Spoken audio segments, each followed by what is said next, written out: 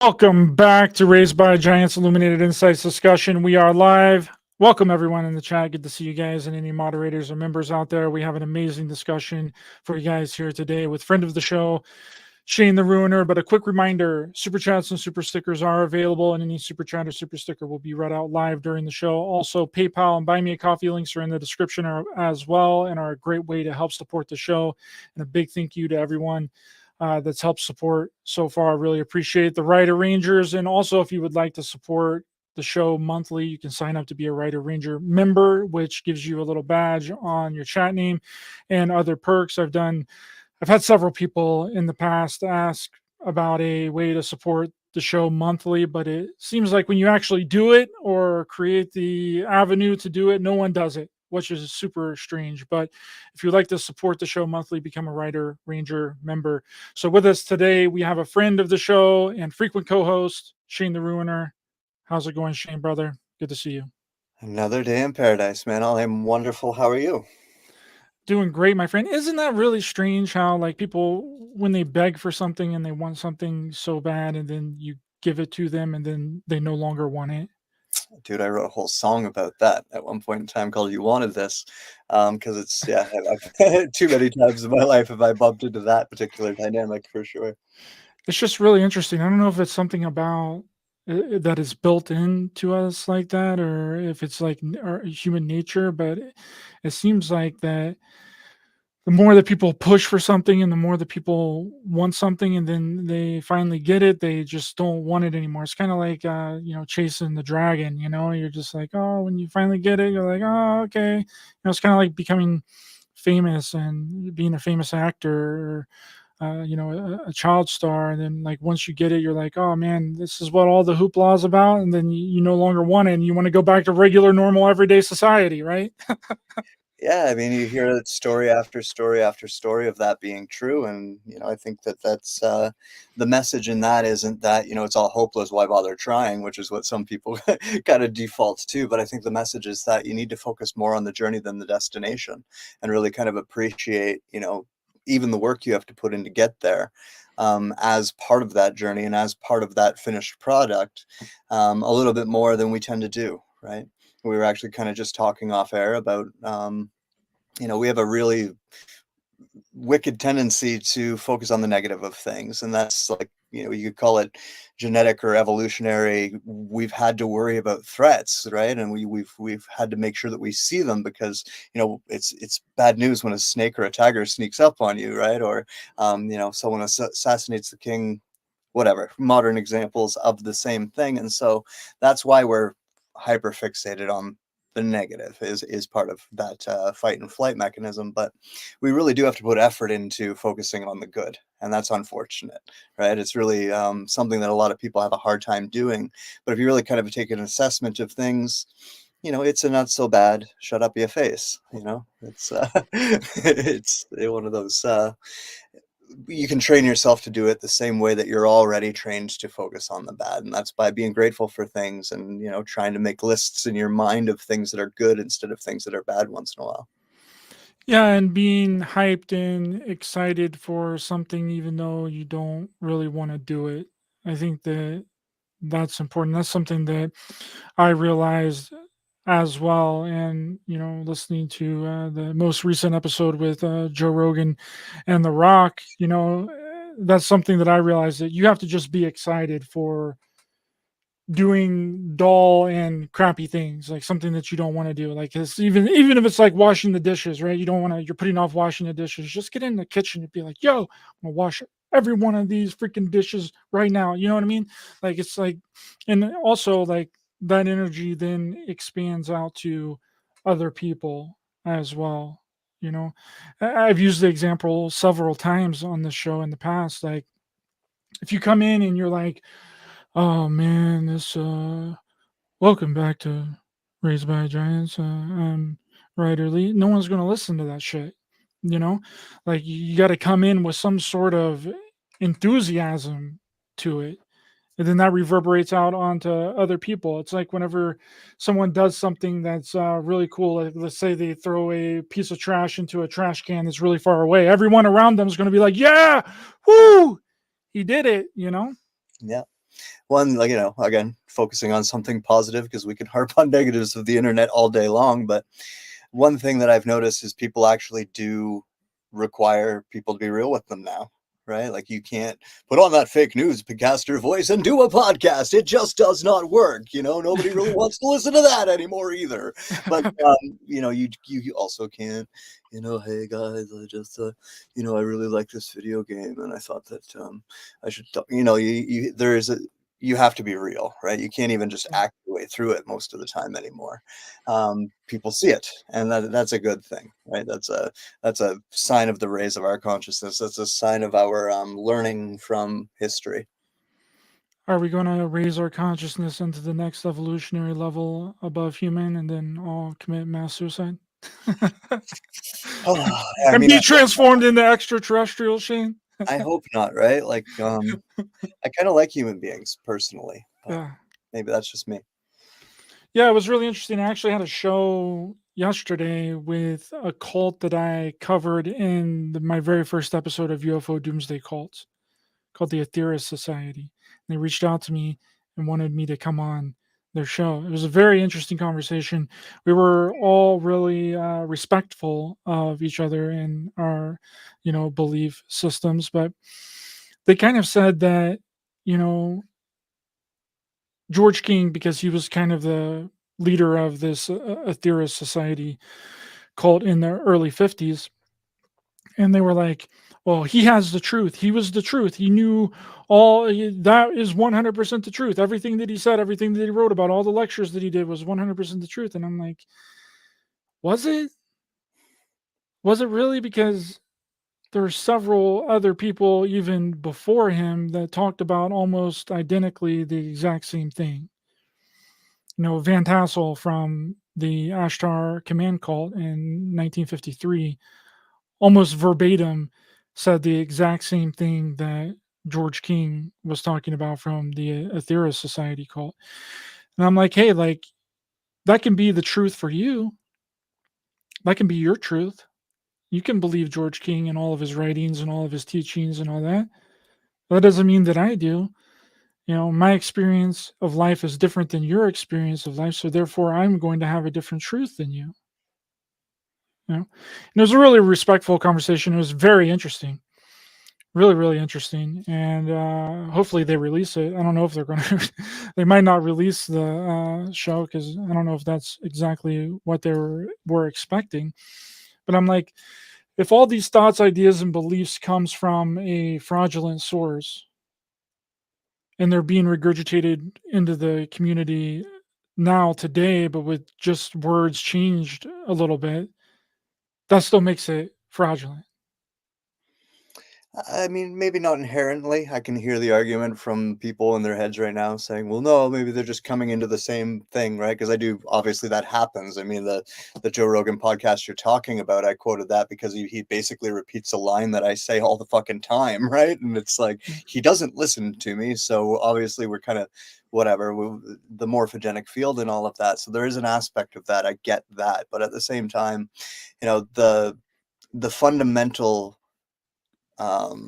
system within it all remains the same, which is why you can trace it back. And in my opinion, and where I agree with you, is it's quite obviously, if it were real, then we would have some type of proof in the result by now, right? Because as you've pointed out well in your work, it goes back a long way. It's not 2000, and it's not 1990, and it's not 1980. It's like 1920 and 1910, and even further back, that this same ideology has been repackaged in the same kind of setting, right? Aliens and motherships, and that uh, technological recapture of a rapture, basically. Yeah. Right? And that in and of itself should just tell people that it's not real, right? It can't be, because it has not happened. It's not happening. Everything that we see is indicating the opposite. And if you follow the belief structure through to its core, and I know I've said this a bunch of times, it's not something that you actually want. They're actually heavily rooted in things like Marxist ideas and communist ideas and everything that you don't like when you hear the World Economic Forum people say it. It's that's the end result of a lot of those ideologies and a lot of those belief systems, whether you want to look through it that far or not. But we hear the destination and we forget about the journey, even in that case, right? And our want to believe in things also helps as a kind of a constant dopamine hit along that voyage to keep us ignoring the fact that, well, let's just put it this way, like, how bad does it have to get here before your galactic command steps in and does something about it, people, right? That's right. And Tim here says, what happened to Ashtar? Someone must be channeling him somewhere. Surely. Absolutely. I mean, there's channelers all over YouTube that are claiming to channel Ashtar and Shirian and all the Ashtar galactic command. But Van Tassel, the original person that claimed to have channeled Ashtar, said that everybody else that was channeling Ashtar were fake and fraudulent. That's always it, right? And we just saw Corey Good do that in court. So I mean, like, that's what they do. That's the only way to do it, and that isn't proof of anything as far as I'm concerned. That's actually kind of anti-proof, if you will, and not doesn't make the whole story look very good. Yeah, and the Ashtar thing, it's to also blue avians were being channeled before the Sphere Being Alliance ever existed, and those things. Maybe I shouldn't be saying these words as to not get you sued, but you know what I mean, right? Like, none of this stuff is new, and everybody who's kind of become famous through repackaging it, they've not turned out to be very good people if you do your homework. Like, not very many of these people live up to their status, let's say. Yeah, I agree absolutely. And the whole thing with me bringing up the idea and the thought that because no one brings up Van Tassel, like all the people that channel or claim to channel Ashtar or Shirian or the Ashtar Galactic Command, they don't ever tell you about Van Tassel back in the early 50s, which was the first person to claim that he channeled Ashtar. So it's just a really interesting dynamic. They don't even know the history of who they're claiming to channel. So on to the topic at hand. It was a good little introduction.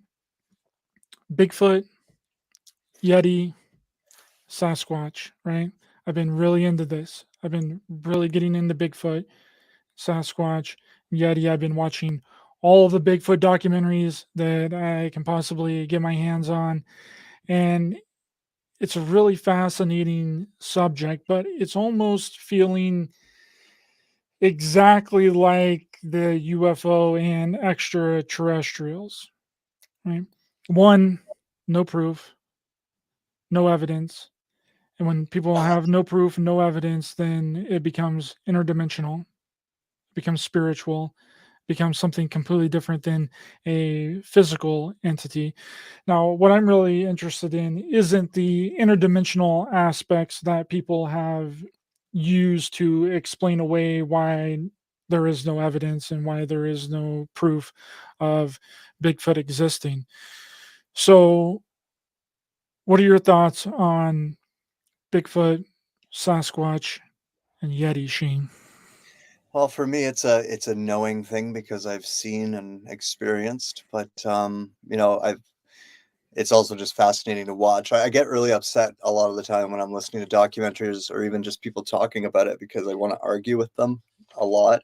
Um, you can tell that a lot of people have never spent time in a forest. That's a big part of it. A lot of people have been very disconnected from nature in such a dramatic way that there's certain things that when you remember that connection are pretty common sense, or you would call them almost like a you know everyone knows type. It just makes sense, that to us would seem almost magical. Like, we assume that we would be finding their bones all the time, as an example, but we don't really find a lot of animal bones on the regular and a lot of animals are dying every day, right? And there's a reason for that, because a lot of that gets consumed, right? There's that. And then the other part would be that a lot, if something like that were still alive, it would be so far away from us that we probably aren't going there very often. And But what you know, if they live underground, Shane? or that, right? And that's the other part too, is um, we don't know how to deal with darkness. They brought out some new camera. I can't remember what year that was, but it was a while ago. One of the Nat Geo like Discovery Channel like things ended up doing a whole series on this, because they finally had these cameras that could see at night well enough to catch these forms of life, right?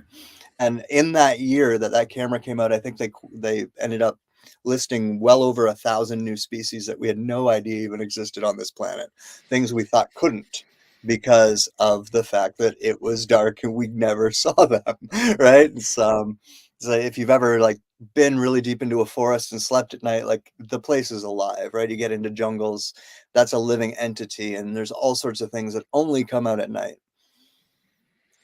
If I were trying to avoid people, that's exactly what I would condition myself to do. I mean, as a human, I've done that, right? I've gone nocturnal as a human, or worked nights, or only stayed up all night and slept all day just to avoid people.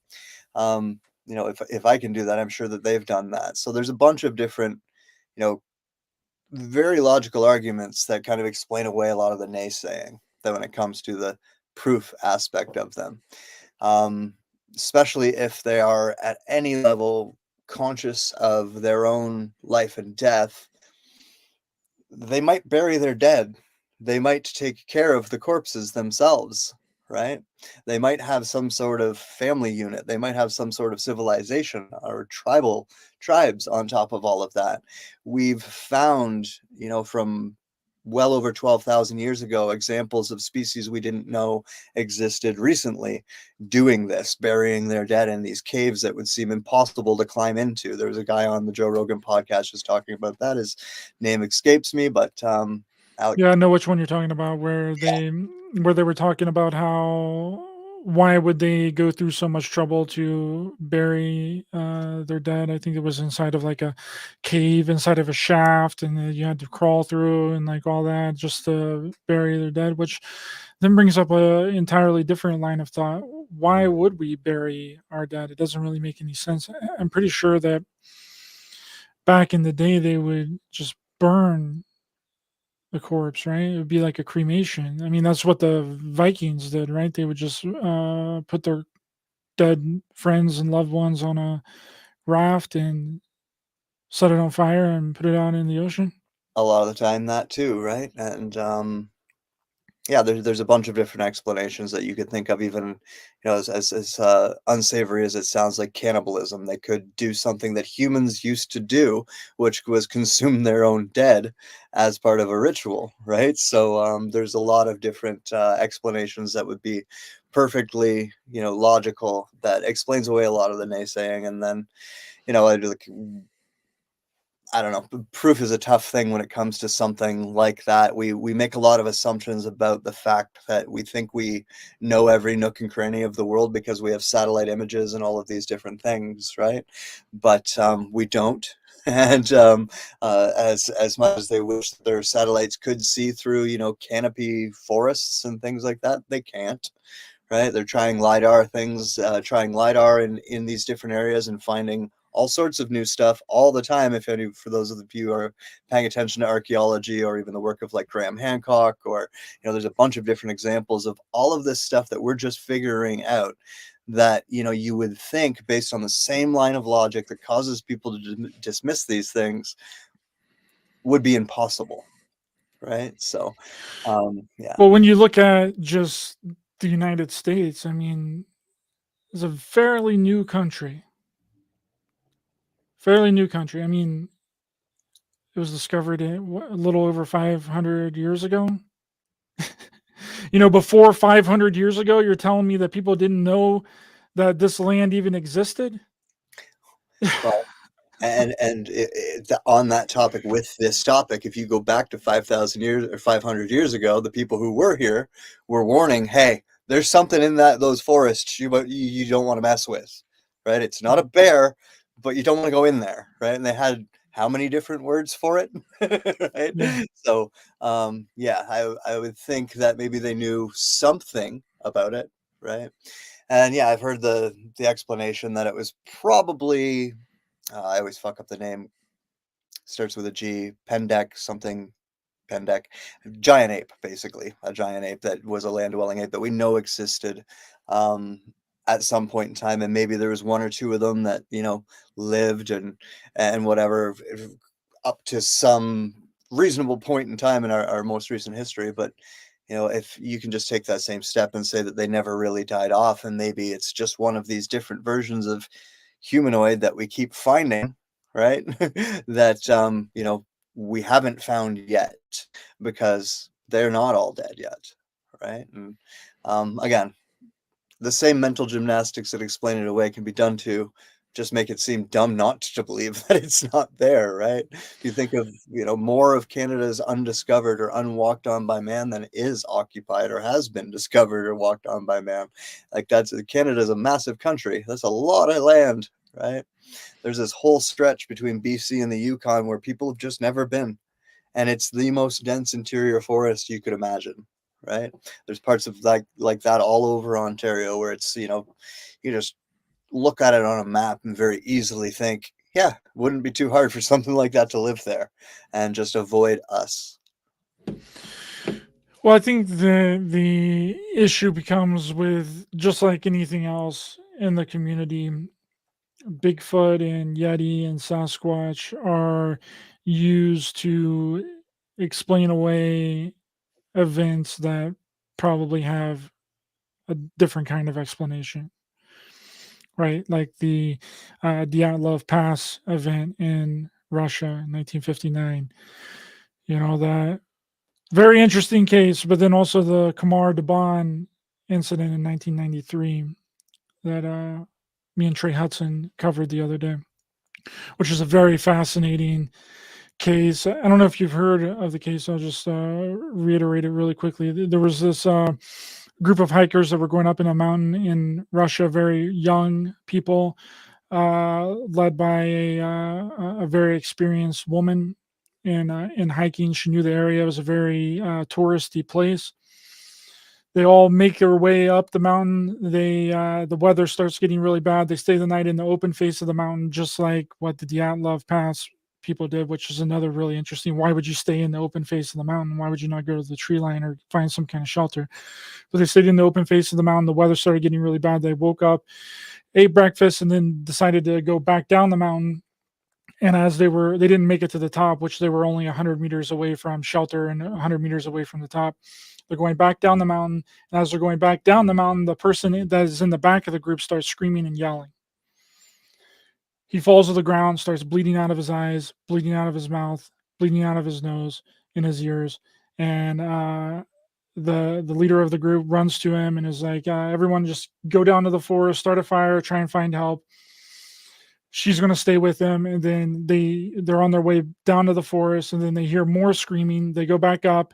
She's screaming, yelling, experiencing the exact same symptoms that the gentleman that fell to the ground earlier is experiencing. Then before you know it, everybody in the group is experiencing the exact same thing. They're bleeding from their eyes, they're bleeding from the nose, bleeding from the ears, they're convulsing, they're all falling to the ground. One girl literally grabbed a rock and started bashing her head in until she lost consciousness. But the interesting part of this story is that there was a survivor. One lady made it. Name was Valentina Korkachov, and she ran away and was in the forest for 3 days, and then found some kayakers, and the kayakers got her to safety and took her to the police station where she gave her report, and that's how we know what happened. But if she wouldn't have survived, no one would have known what happened. It would have been like the Dyatlov Pass incident, where all these theories and speculations could just run wild with it. But that doesn't keep people from the Kamar Duban incident also creating theories and speculations. One of them is that Bigfoot puts out a infrasound and paralyzes people and can essentially kill them without even touching them, you know. But that case is very interesting, and I had Trey Hudson on, and he talked about that it's possibly a nerve agent that was doing it, and they were doing nerve agent testing. Russia was doing, and those nerve agents can stay on the ground for a really, really, really long time.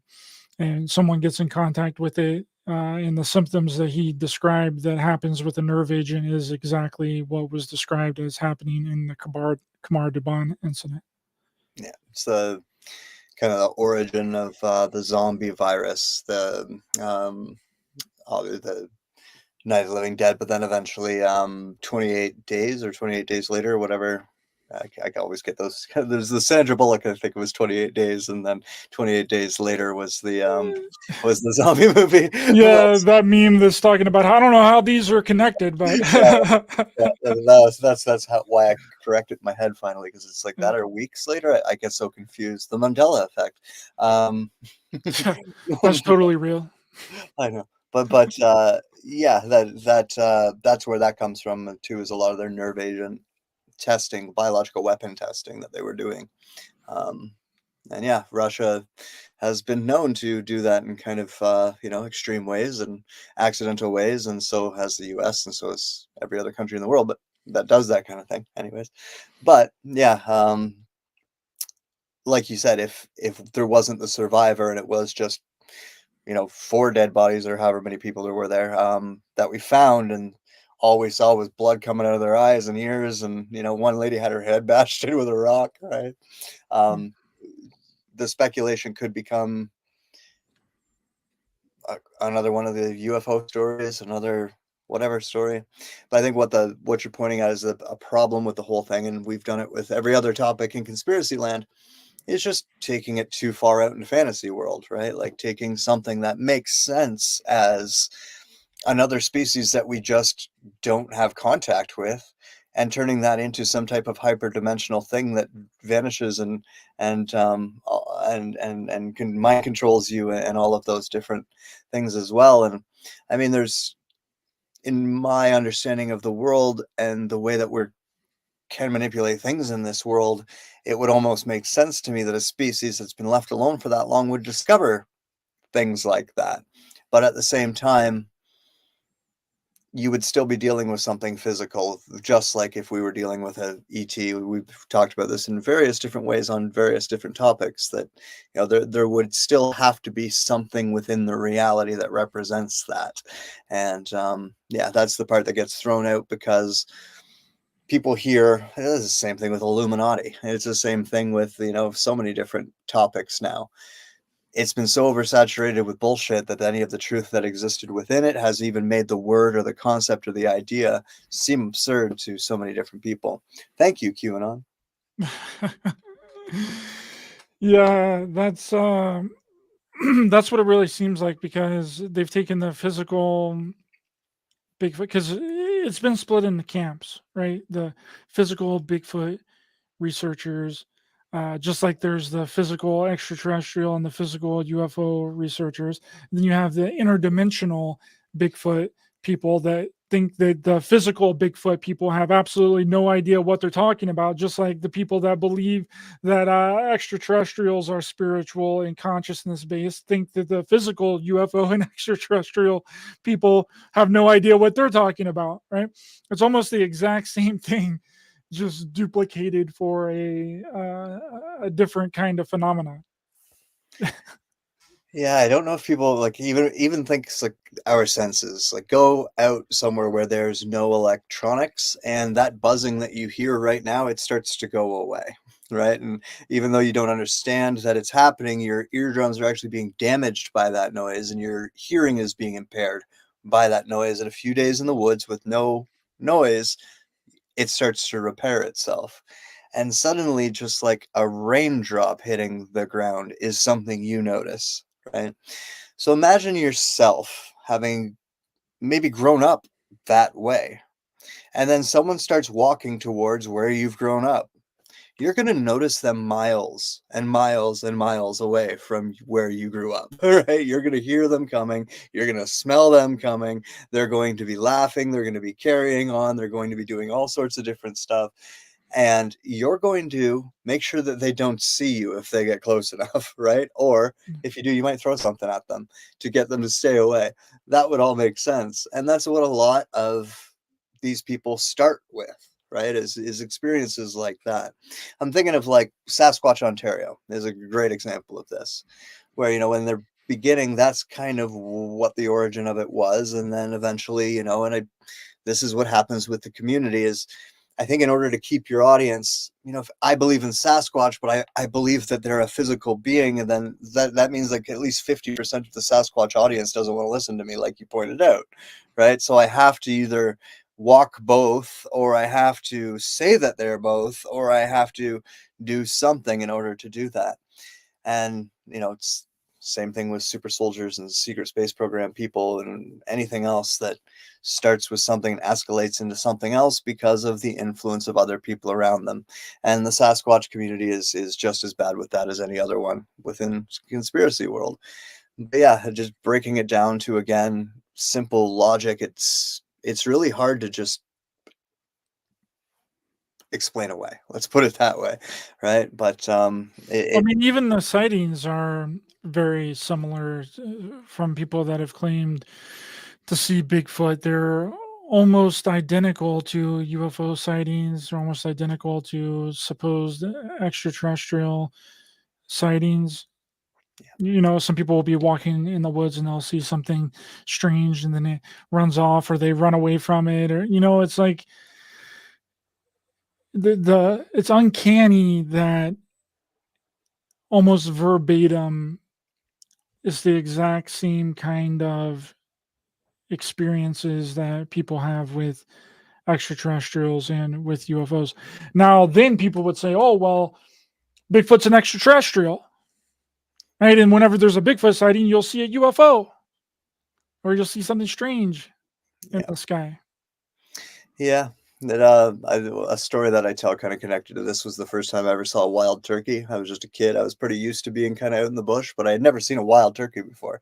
And those things move in a really weird way, especially when you see them at a distance. It's like you see this thing and its head's doing this, and it's walking, and it looks really weird. And my first thought was, is that an alien? And I wanted to run.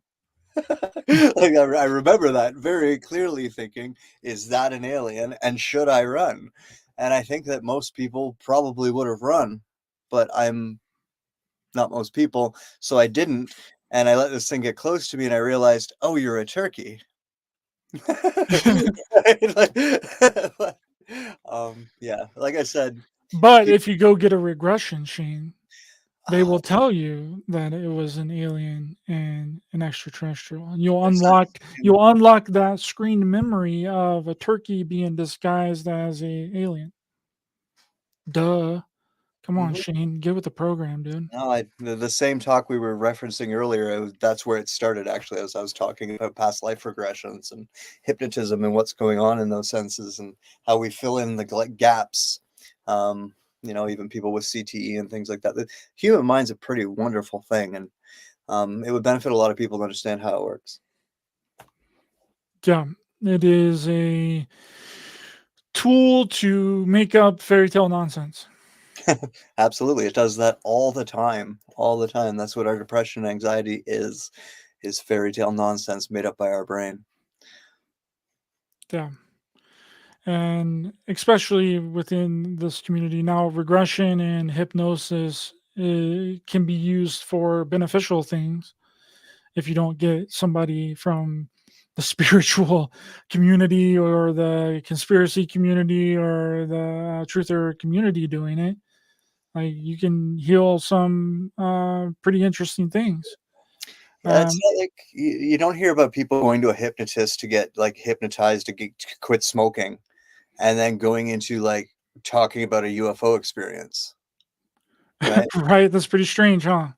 What happens is people go to regressionists who deal with UFO experiences, and then they get regressed into a UFO experience, right? If you go to a hypnotist who deals with past life regression, you have past life regressions. Um, I don't know, man. I think that this has something to do with being in a suggestible state. It just seems, you know, I don't know. But there have been people that have talked about hypnotism and being regressed to help with addiction and help with quitting smoking, like real trained professional hypnotists and regressionists, not these regressionists within the community. It's a Because tool. whatever you want to happen in a regression from the community is what you're going to get. Well, that's just it, right? It's like the same idea of front loading or leading a witness, right? Like if you're already 1 foot in the door by the fact that you went to that particular person, right? Like you didn't go to a general hypnotist, you didn't go to a psychologist that practices in hypnosis. You went to an alien regression specialist, right? So you've already got like the outcome in place before you're put into that state. So of course the subconscious is going to fill in all those gaps with exactly what you imagined it to be to begin with, right? And that's, yeah, that's the hole in that particular part that keeps rearing its ugly head for people. But like the only reason any of this stuff works is because there's some truth to all of it, right? And that's the problem, is separating the wheat from the shaft. Now, when it comes to Bigfoot and the physical evidence, there's been several people that have claimed to have gotten Bigfoot prints. What do you think about Bigfoot prints? Are they completely fabricated? Or are they made up? Or are they fakers and fraudsters, like people making crop circles? Like what's going on with that? Probably a mixed bag, right? Like I know one person who finds them on a regular like basis on his property, and has his theory as to what they are, but I know he's not making them. You know what I mean? So, and in other cases, I'm sure that that's very true because, like I said, I fully believe that they exist and are out there. So, finding the occasional track doesn't surprise me. However, hoaxing is a thing, and people like attention, and getting attention and through wild stories is fun. And there's a lot of incentive, a lot of dangling carrots when it comes to faking a lot of that stuff too. So it's really hard to, and yeah, it's really hard knowing what I know about the way that a lot of these things work, is that's exactly the way they bury shit, is just by making it seem so crazy and so out there that the majority of people are going to dismiss it outright. And even if that majority, or sorry, the other half that don't, are going to be kind of ridiculed and made fun of and picked on and like talked about and whispered about on the other side, or considered weird or whatever, and we're tribal creatures, and they know that it's going to be a very smaller percentage of people who want to stay on that side of believing in something that, you know, the herd doesn't, right? So, yeah, that's just an effective tool to bury the truth in plain sight a lot of the time. Well, the problem with, because there's been a few people that have supposedly got some hairs from Bigfoot and they've been tested and it comes back as animal hair. Well, what were they expecting to find? If Bigfoot is real and he's on the planet, he would be an animal, right? Would he Yeah, not have animal hair? Would it not come back as animal hair? What are they thinking that it's going to be? and with the one, man, I wish I could remember her name because she actually deserves a shout out because she got so run through the mud over all of that. I can't though. I'm sorry. Um, she's probably not listening. But anyways, yeah, they had within it, you know, the how they always say that we share DNA with chimpanzees? Well, there was just as much connection between this and human as there was between us and chimpanzee. Just obviously, it was like the comparison between us and something else, right? but there wasn't an equal comparison between that and a chimpanzee, and so they threw it out, and that made no sense to me. It's like it's connected to us, but it's not connected to what we came from, so therefore it's well, no, that would just mean it would be a different species of hominid, right? Like a different branch on the evolutionary tree. If we're following your model, that just means a different branch on the evolutionary tree. That doesn't mean that it can't exist because it doesn't match a chimp. That doesn't make any sense. But that's the way that they will throw things like that out, right? Because, yeah, cryptozoology, a lot of it started in like circus sideshows, and so it's been really kind of embedded in people that it is a sideshow, right, for a very, very long time. And yeah, that's like many other things by design. Um, yeah, Yeah, it's just interesting that,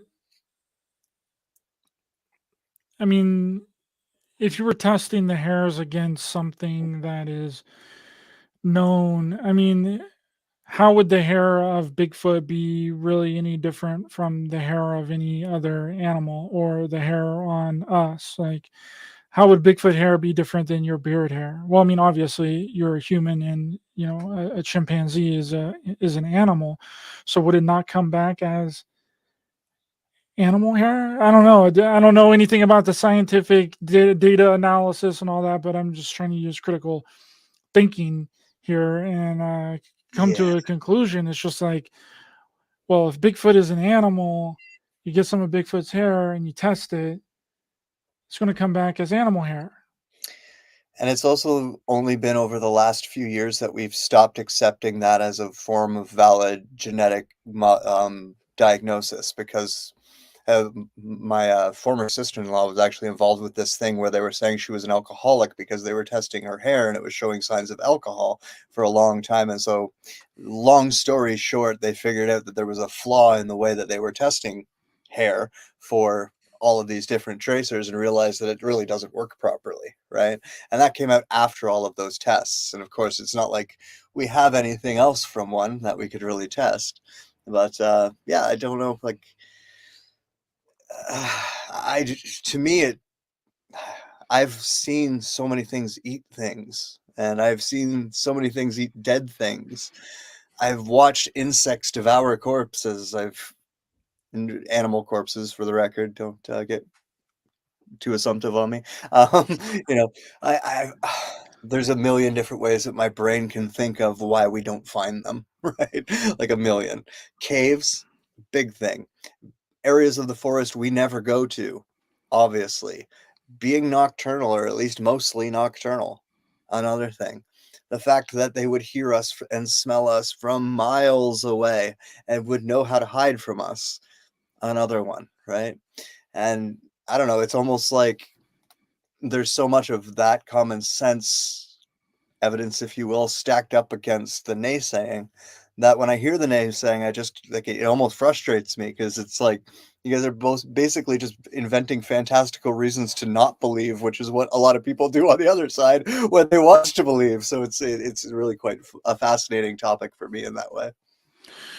Well, there's a few stories of Bigfoot being super angry and harming people that have had encounters, face to face encounters with Bigfoot or Sasquatch.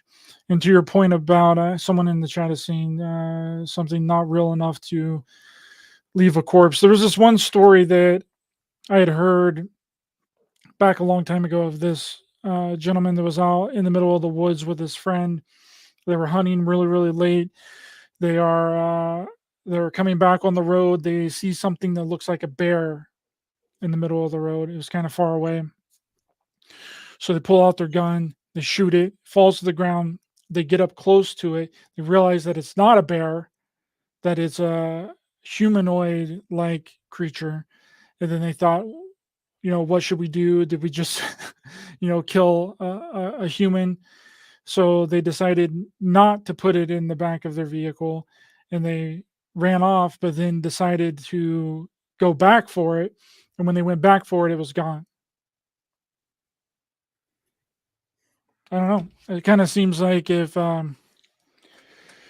maybe there were other Bigfoots or sassies in the area and came or even back and picked up their actual bear, dead.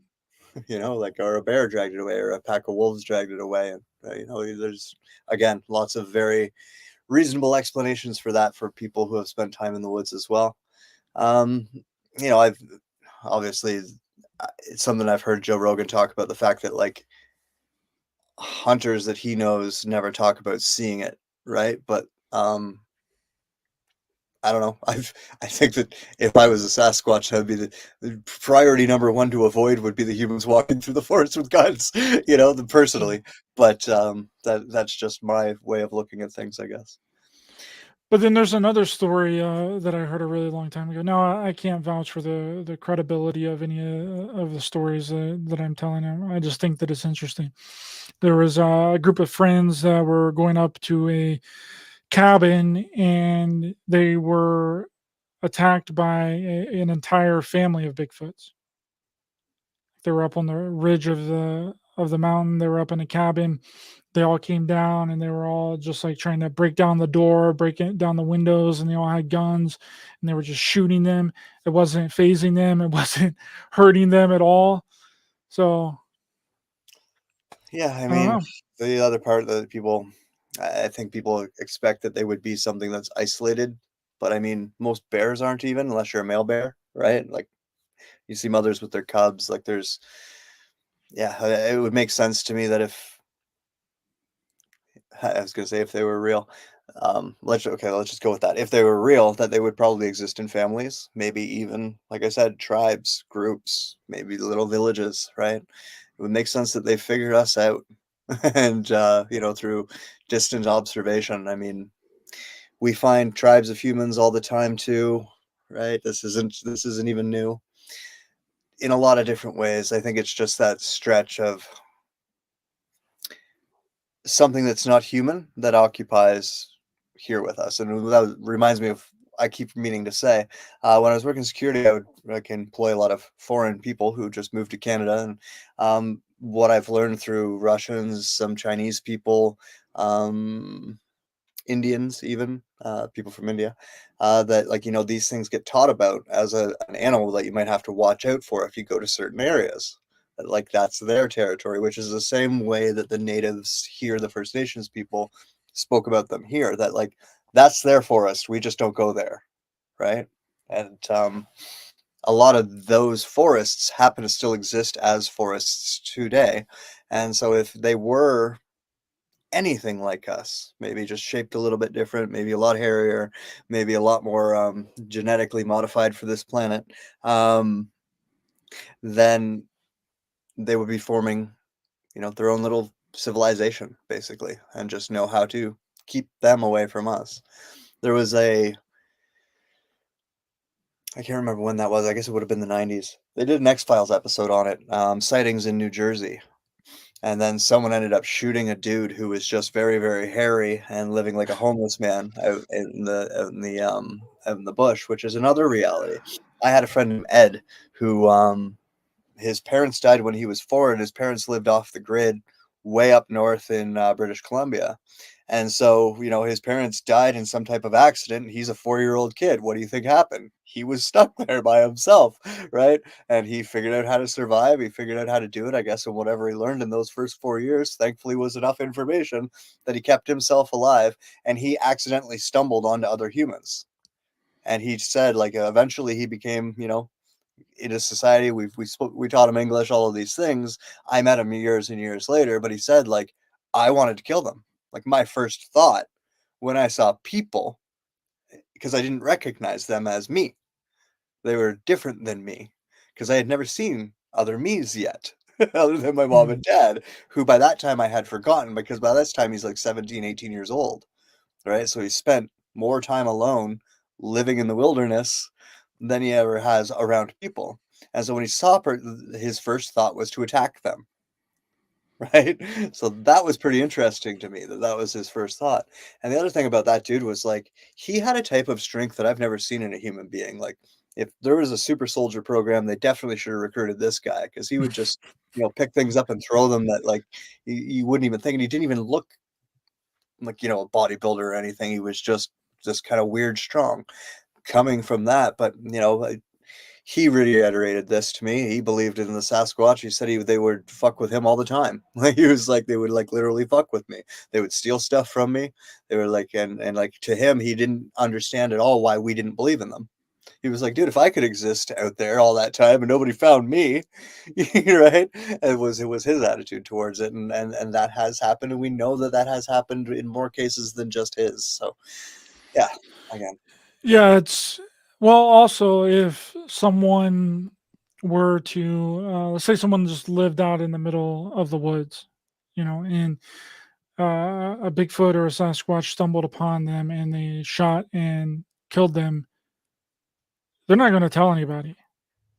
You think that they're going to report that to the police? No, people that live in the woods are very private people. yeah. They're not going to alert probably anybody, but maybe like one neighbor, if that. Well, So those people probably wouldn't have even shot at it. They would have figured out what it was before they pulled the trigger of something, because that's what people who are actually adapted to those type of environments would do, right? And yeah, that's the part of it is a lot of the people who are like commenting on these things, like you live in a modern environment, you have barely gone camping, and if you have, maybe it's in a trailer, maybe in a tent, drinking one night with some boys or something like that. You don't really understand how different it is out there in the forest alone, and the difference in your senses. Your eyes have to adapt because you don't have light like you have here, right? The dark takes on a new meaning, quiet takes on a new meaning, hunger takes on a new meaning, life and existence takes on a whole new meaning that we are no longer adapted to. And I think that that's a lot of like what goes on in people's minds when they think about this thing. And if you don't have that, if you've even experienced that for like, let's say a good solid 7 days of your life, it's almost mind-boggling to look at it the other way. That what do you mean you don't think that these things could exist? You know how easy it would be for them to, right? Because you know how quick like things can move. You know how quick they can move, how far away they can sense you coming if they want to. You don't, and that's part of it. Yeah, that's a lot of the stuff that we end up bumping into with conspiracy theories is a lot of the more wild aspects of it come from, I know people hate the word, but it's ignorance, right? You don't actually know how things work, and therefore it's really easy to subscribe these fantastical ideas to them. But once you do, logic ends up winning a lot of the time, and that doesn't even always explain things away, right? Sometimes, like in this particular case, I think that the more you actually apply the topic of Bigfoot through a logical filter, the more sense it starts to make. And yeah, if you kind of ignore the they're being dropped off here and moved around by ETs and stuff like that, then it helps. it's weird because even the footage, the supposed footage of Bigfoot is almost identical to UFO footage and supposed extraterrestrial footage. It's super blurry. Looks like it's filmed from a late '90s cell phone. They Which got a which Motorola Razor out there, all blurry and shit. Which one? Uh, Like, oh, which video, right? But yeah, yeah, even going back to that Patterson filming, like the hoax behind it, the story is perfectly in place. He went out and he bounced a check to get that camera to specifically go out and film that day. That's sus, right? Like that in and of itself is enough to discredit it to most people's brains, right? yeah. Right there, right? But that's because we exist with recording devices being at the ready, and at that time that wasn't the case, right? So just imagine you would see something all the time and no one would believe you. No one would believe you. What links would you go to in order to try and capture that thing? Would you do something like maybe bounce a check to get a camera? Probably, right? So again, by the same logic, it could be just as real. There is still no monkey suit that Hollywood has even pulled off that compares to something like that. That thing had moving muscles. It had breasts that swayed. Like that was an impressive fucking monkey suit, guys. Yeah. But yeah, Yeah, and why would they put titties on Right? Sasquatch suit. You ever think of that? Like, most That- people don't even notice when they watch the footage. Like, you actually have to pay attention. But yeah, that thing's got breasts, and those breasts move, right? Like, I don't know if you guys have noticed this with any women that you've ever dated who have artificial breasts, but they don't move. The ones on this monkey suit made in the 50s or whatever that was did move. A lot like an African lady's breasts would move when they were walking around topless. But anyways, Well, anybody that has large breasts like that, they move like move. large natural breasts, they move. Yeah, Boobs aren't made out of plastic, right? So yeah. They don't stand perky, you know. But they probably get that for a year or two, right, ladies? Like, I'm kidding. in the prime. No, the Patterson Gimlin footage is really interesting. I think we talked about it a little bit last time, and we also talked about the footage that recently came out in northern Colorado of the gentleman filming the Bigfoot outside of the window of the train, and then it sat down and kind of blended into the shrubbery, which I still think is very interesting. But it's kind of weird how it was first a plane. Remember the lady that was like, that person back there is not real, and then we get a train now, and then we had the submarine. Right? What's going to be next? What are we going to do next? What other poor mode of transportation is going to be used now? A boat? They need to do a boat. Thought you were doing the planes, trains, and automobiles thing for a second there. Oh, fucking lady with her mask on the plane, making fun of conspiracy theorists. Man, I gotta tell you, my former employers are brilliant. People are stupid. Well, I mean, back to what we were talking about a little bit earlier about the about how the United States is a very early country. I'll reference that famous Joe Rogan joke where he was like, "You know how old this country is? It is like 3 people ago." You know, and he's right. It's 3 people ago. The country is how old? Like 227 years old. Just turned 227 this 4th of July. Like that, in the average lifespan of people was like what, like roughly say 80 years. That means your great grandparents were here when the country was declared a country. Yeah, my last great grandmother who died, she was alive when Canada wasn't a country. Yeah, yeah, that one always was funny to me. I'm like, you're older than the country we live in, but yeah, yeah, man. There's an interesting clip that I found from online with Admiral Byrd that I want to play here for you really quick. Let me put this fair use disclaimer and copyright disclaimer.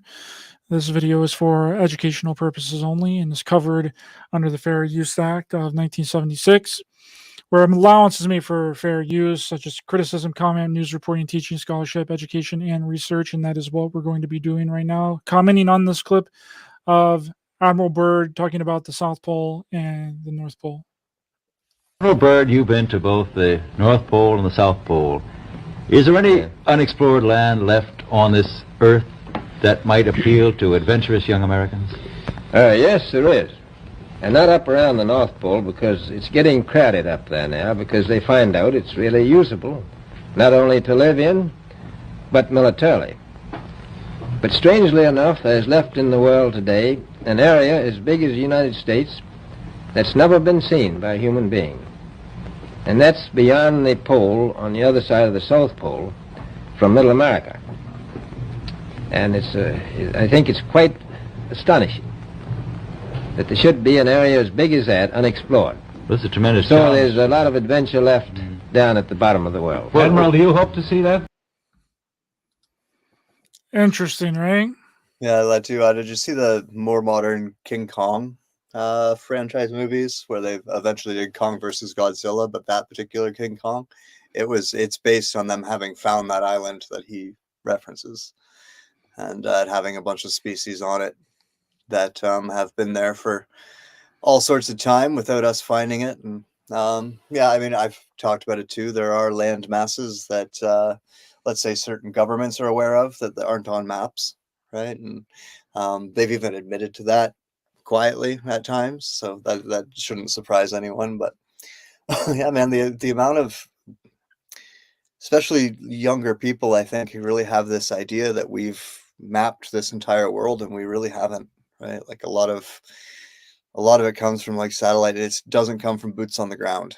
Let's put it that way.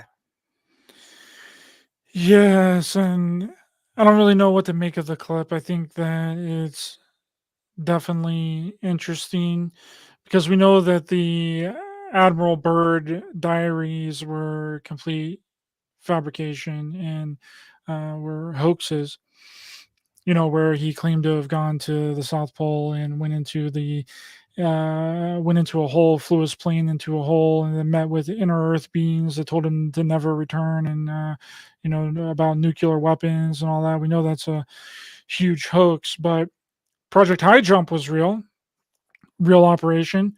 Now, what actually happened there, no one really knows, and there's been so many theories and speculations, and that's where we get the whole thought and idea that the Germans went to the South Pole and they encountered these highly advanced craft. The Germans were working on the decimated Admiral Byrd's fleet, and then he had to retreat. And then that's when I thought it was they were trying to break the dome of the firmament, and they couldn't. trying to break the dome. They were trying to break the ice wall to go to the different part of the world. Did you see? I put it up. It's a meme now, but it's the picture that everyone uses as the ice wall for flat Earth theory, and then like someone there today where it's like quite clearly the same set of mountains, but all the ice is gone. It's kind of funny. I'm like, yeah, that's good. If the Earth was flat, then cats would have pushed everything off of it by now. That's my favorite. Cats are jerks. But the clip is really interesting, and now I don't know if he's referring to in the video about Antarctica and about the South Pole that is what he's talking about, or if he's referring to something beyond the South Pole and beyond Antarctica, right? That would be the thing that you would have to nail down and really understand exactly what he was talking about. Was he talking about the South Pole? Because there's a clip after that talks about oil and mining and uranium possibly being in at the South Pole, and that it's going to the amount of oil that's down there is just unbelievable. There's more oil there than there is in the rest of the world.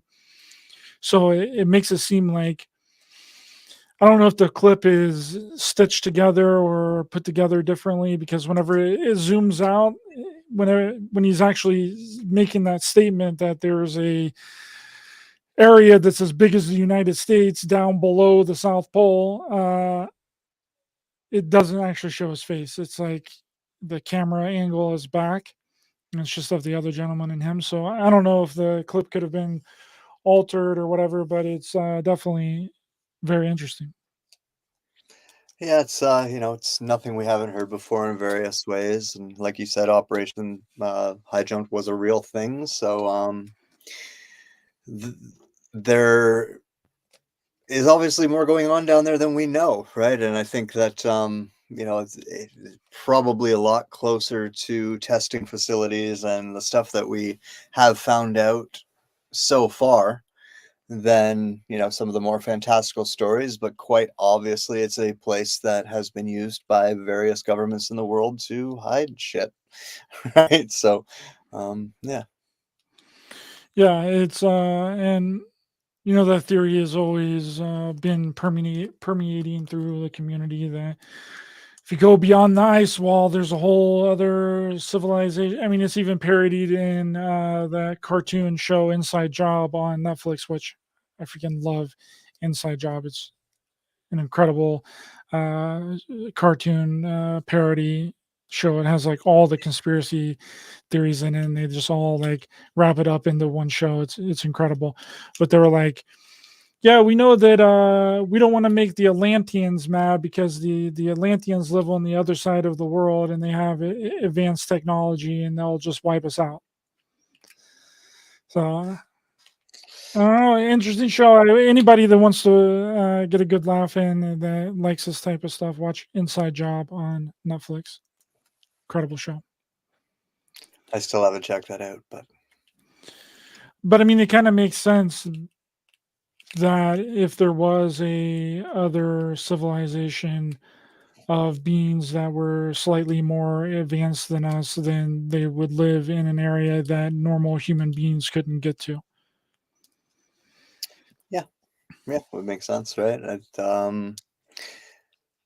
The old myths of the Amazon being an island off the coast of what we call the Amazon now, also being echoed in Wonder Woman. I don't know if you ever saw the movie, the origin story for Gal Gadot's Wonder Woman, but that's in that as well. That the Amazon is actually this island that has some type of cloaking around it, so we can't see it, basically.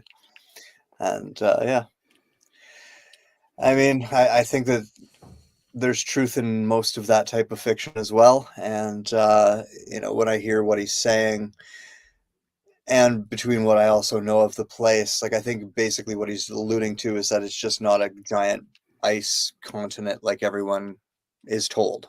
That it's actually like some of it is actually livable. And I think because at the time that he said that, people believed the same thing about the North and South Pole. And we now know, and he kind of alluded to it there, that the North Pole has become crowded, as he put it, that we figured out we can actually live up there. It's not as bad as we thought it was. And I think that the same is true on the other side. They just never said so. Right? Yeah. Yeah. It's like Yeah, the that's- Iceland and Greenland thing. We're going to call it Iceland because it'll keep people away. when it's actually warm and Greenland is actually cold. And we'll call it Greenland because it'll make people come. Yeah. Yeah, that's really interesting. I mean, if you think about it too, there was this movie that I watched. I can't remember the name of it, but it was about an alien invasion and it had John Goodman in it. And there was an alien invasion, but the aliens came from within the earth. They came from underwater. And whenever the high up government officials wanted to go meet with the aliens, they would get into this slide elevator type shaft thing, and they would be launched down into the ocean Yeah, sounds about right. and meet the aliens. All right. Aliens. It's another concept. Like, how long does an alien have to be on a planet before they're just native? I think they're all native. They're all native. If they exist, they're native to Earth. They're from here. They've come from here. They've always been here. Before we do go, my favorite concept within flat Earth theory is still the bubble wrap theory. That it's basically like a sheet of bubble wrap, and each bubble is another Earth. So you've got like ours, and then next to it is like the reptilian one, and next to it is like Atlantis, and all of these different myths that we have are all just different bubbles on the sheet of bubble wrap. That's kind of what Inside Job implies too, is that there's the Atlanteans are over here, the Lemuria is over here, and then we're here, and then all this other stuff is going on the planet, and the planet is way bigger than what we've been led to believe. Cool. Very interesting stuff. Well, thanks so much, Shane. Really appreciate your time this evening. Wonderful chat. Can you let people know where to find you? After the link tree /Shane_Sador, you'll find all my links there. Yes, sir. And the link is in the description of this video. And thanks everyone for being here. Much love to everyone in the chat. Please be sure to hit the thumbs up button to help the channel in the algorithm. Share, subscribe, hit the bell icon as well for notifications, and check out my documentary JFKX Solving the Crime of the Century with the 60th anniversary coming up on Wednesday. You're going to want to know what really happened to JFK almost 60 years ago. And I will see you guys next time. Peace.